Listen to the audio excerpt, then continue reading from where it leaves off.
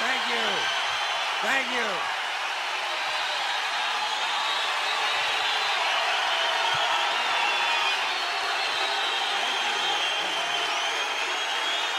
Thank you.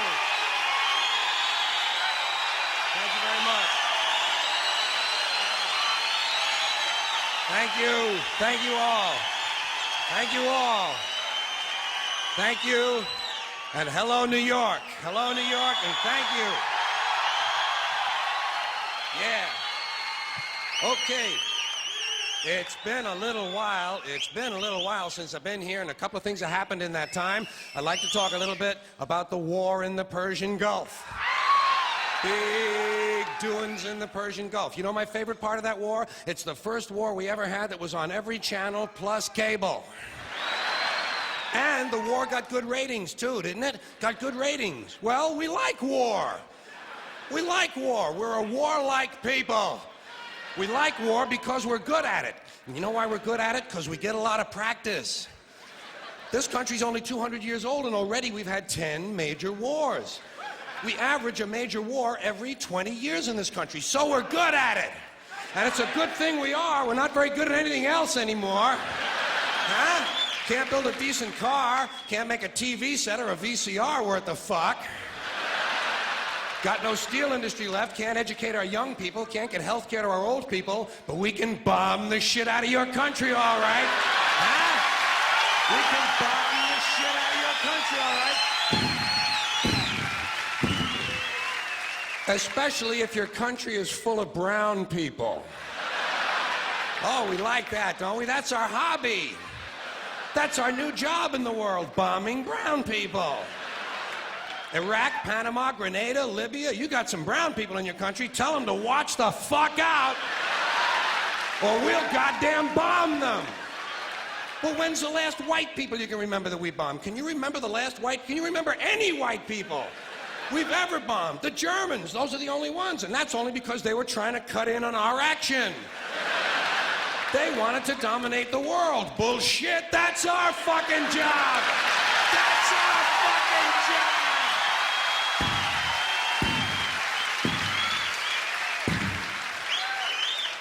Now we only bomb brown people.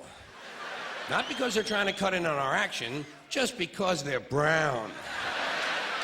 Now, you probably noticed I don't feel about that war the way we were told we were supposed to feel about that war, the way we were ordered and instructed by the United States government to feel about that war. You see, I tell you, my mind doesn't work that way. I got this real moron thing I do. It's called thinking. And I'm not a very good American because I like to form my own opinions. I don't just roll over when I'm told to. Sad to say, most Americans just roll over on command. Not me. I have certain rules I live by. My first rule, I don't believe anything the government tells me. Nothing. Zero. Nope.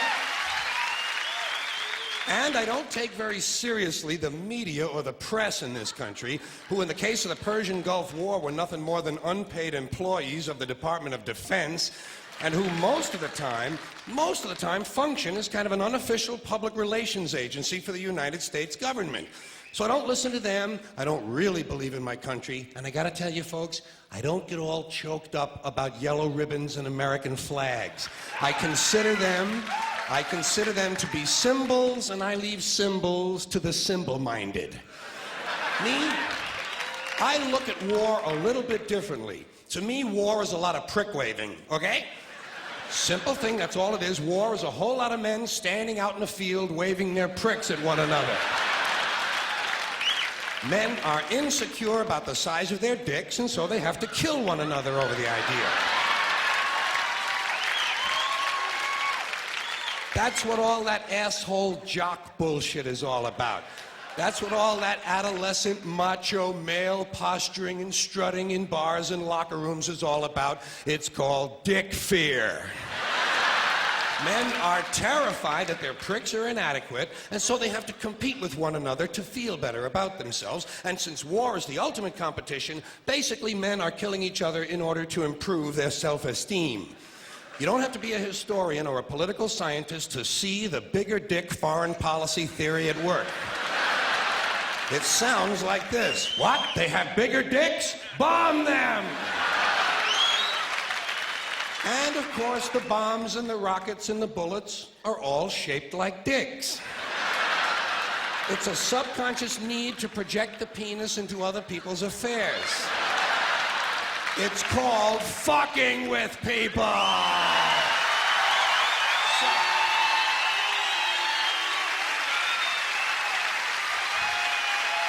So, as far as I'm concerned, that whole thing in the Persian Gulf was nothing more than a big prick-waving dick fight. In this particular case, Saddam Hussein had questioned the size of George Bush's dick. And George Bush had been called a wimp for so long. Wimp rhymes with limp. George has been called a wimp for so long that he has to act out his manhood fantasies by sending other people's children to die. Even the name Bush. Even the name Bush is related to the genitals without being the genitals. A bush is a sort of passive secondary sex characteristic.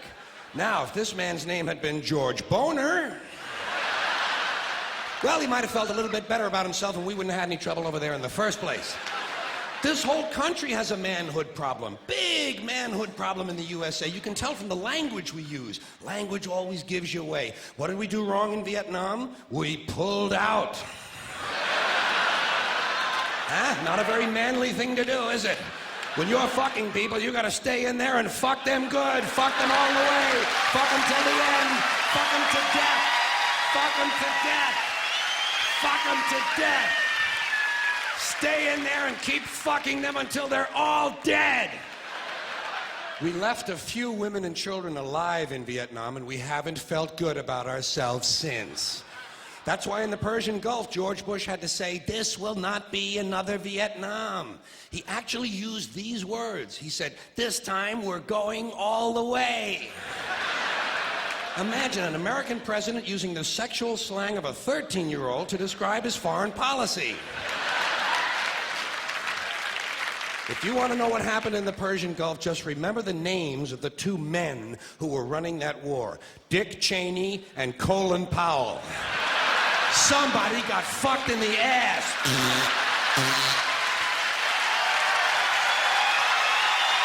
Thank you. Thank you. Thank you very much. Well, tell you what. Now, to balance the scale, I'd like to talk about some things that bring us together. Things that point out our similarities instead of our differences. Because that's all you ever hear about in this country is our differences. That's all the media and the politicians are ever talking about, the things that separate us, things that make us different from one another.